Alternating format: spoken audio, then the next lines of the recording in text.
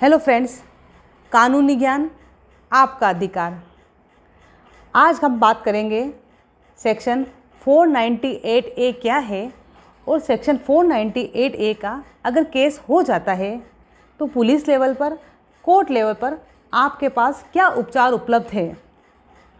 Section 498 ए को लेकर police के पास अगर कोई कंप्लेंट जाती है तो पुलिस उसकी एक कॉपी महिला थाने में या क्राइम अगेंस्ट वीमेन सेल में दी जाती है। सेक्शन 498 ए के बारे में जो भी नई गाइडलाइन जारी हुई है, सुप्रीम कोर्ट ने जारी करी है, उसके बारे में जिन लोगों को पता नहीं है वो सेक्शन 498 ए के केस के बारे में सुनकर डर से जाते हैं। जी हाँ, इसका कारण है 498 ए केस जो होते हैं 498 ए के तहत जो केस होते हैं वो दहेज से संबंधित केस होते हैं। अगर सुनने में आया 498 का केस लग गया है उस बंदे पे, अरे यार फिर तो पुलिस उसको उठा के ले जाएगी। परिवार में जिन लोगों के नाम लिखवाएं एफआईआर में सबको उठा के ले जाएगी, उनकी तो बेल भी नहीं होगी। ऐसी बहुत सी बातें हैं जिससे लोगों में भय व्याप्त है, क्योंकि उन्हें सुप्रीम कोर्ट की नई गाइडलाइन पता ही नहीं है। एक क्राइम रिपोर्ट में भी कहा गया है कि सेक्शन 498 ए के तहत अगर 100% केस दर्ज होते हैं तो उनमें 50% केस में ही सज़ा होती है। इसका सीधा सा कारण ये है कि 50% केस में लड़के को और उसके फैमिली मेम्बर्स को झूठी मनगढ़ंत कहानियाँ बनाकर फंसाया जाता है। इससे भविष्य में उन्हें कई प्रकार की परेशानियों का सामना करना पड़ता है। इन्हीं सभी चीज़ों को देखते हुए, जी हाँ, इन्हीं सभी चीज़ों को देखते हुए सुप्रीम कोर्ट ने 498 ए के तहत एक गाइडलाइन जारी करी।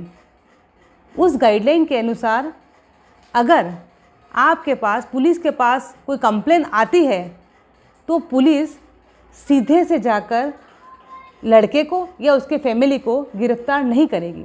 जी हाँ, सुप्रीम कोर्ट ने साफ साफ कह दिया है कि 498 ए के तहत अगर कोई कंप्लेंट पुलिस के पास आएगी तो स्टेट लेवल पर, पुलिस लेवल पर लड़के और उसके परिवार को सीधा गिरफ्तार नहीं किया जाएगा। पहले उन्हें बुलाया जाएगा, उनकी बातों को सुना जाएगा तथा पुलिस पहली कोशिश ये करेगी कि दोनों परिवार में समझौता हो जाए। सुप्रीम कोर्ट ने गाइडलाइन इसलिए जारी करी, इसका कारण ये है कि अगर कोई लड़की या लड़के वाले लड़के के परिवार पर 498 का केस लगा देते हैं दहेज का, अगर पुलिस एफआईआर लिख लेती है और लड़के को या उसकी फैमिली के किसी भी मेंबर को एक बार गिरफ्तार कर लेती है तो उन दोनों पार्टियों में समझौते की गुंजाइश बिल्कुल समाप्त हो जाएगी।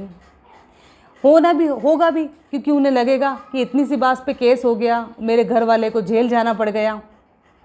इन्हीं सभी चीज़ों को देखते हुए सुप्रीम कोर्ट ने कहा कि जब तक हो सके पुलिस दोनों पार्टियों में समझौता कराए, और फिर भी अगर ऐसी कोई इमरजेंसी आ जाए कि जिसमें गिरफ्तार करना ही पड़े तो पुलिस को कारण बताना पड़ेगा कि ऐसी क्या इमरजेंसी आई कि आपको गिरफ्तार करना पड़ा। अगर पुलिस अपने लेवल पर दोनों पार्टियों में समझौता नहीं करा सकती है या मामले की कुछ गंभीरता लगती है तो पुलिस अपने क्षेत्र के डीसीपी या एसीपी को उस मामले के बारे में बताएगी। ये बताएगी कि मैंने समझौते की प्रक्रिया में क्या क्या कोशिश की है। ये भी बताएगी कि विवाह के दौरान जो संबंध हुए दोनों पार्टियों ने एक दूसरे को क्या लेन देन किया, इस वक्त किसके पास क्या सामान है, उसकी लिस्ट भी पुलिस बनाएगी और वो डीसीपी और एसीपी को भेजेगी। डीसीपी और एसीपी को अगर ऐसा लगता है ये उनका लास्ट डिसीजन होगा कि हाँ केस करना चाहिए, और अगर केस के ऑर्डर हो जाते हैं तो पुलिस लड़के के घर वालों को इसकी जानकारी देगी और एफआईआर होने के एक सप्ताह के अंदर उन्हें, लड़के को और उसके परिवार वालों को नोटिस मिलेगा।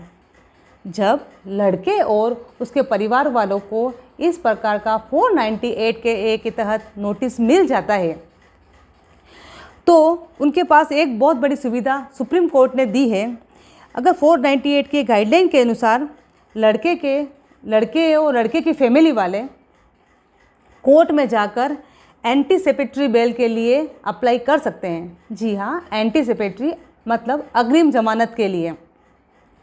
लेकिन अग्रिम जमानत की एप्लीकेशन वहाँ नहीं लगेगी जहाँ आपका केस चल रहा है। एंटीसिपेटरी बेल जो होगी आपकी, जिसकी एप्लीकेशन है, वो आपकी जहाँ केस चल रहा है वहाँ नहीं लगेगी, वो लगेगी आपकी सेशन न्यायालय में। बहुत से सेशन न्यायालय में एंटीसिपेटरी बेल का प्रावधान नहीं होता है, तब वहाँ पर आप इंटरिम प्रोटेक्शन की एप्लीकेशन लगा सकते हैं। इंटरिम प्रोटेक्शन का मतलब है कि जब तक केस की चार्जशीट फाइल नहीं हो जाती तब तक आप पुलिस की हर प्रकार के कार्य में मदद करेंगे। CRPC 482 के अंदर आप हाई कोर्ट जा सकते हैं अगर आपके किसी फैमिली मेम्बर का नाम FIR में लिखा है और वो उसका नाम अगर आप हटवाना चाहते हैं तो आप वहाँ जाकर हाई कोर्ट में चैलेंज कर सकते हैं कि मैं इस मामले में इन्वॉल्व नहीं हूँ और मेरा नाम हटा दिया जाए। एक और बात, सुप्रीम कोर्ट ने अपनी गाइडलाइन में साफ साफ कहा है कि अगर किसी लड़के की फैमिली पे FIR होती है तो उसके घर के बुजुर्गों, अविवाहित लड़की या लड़कों का नाम इन्वॉल्व नहीं किया जाएगा।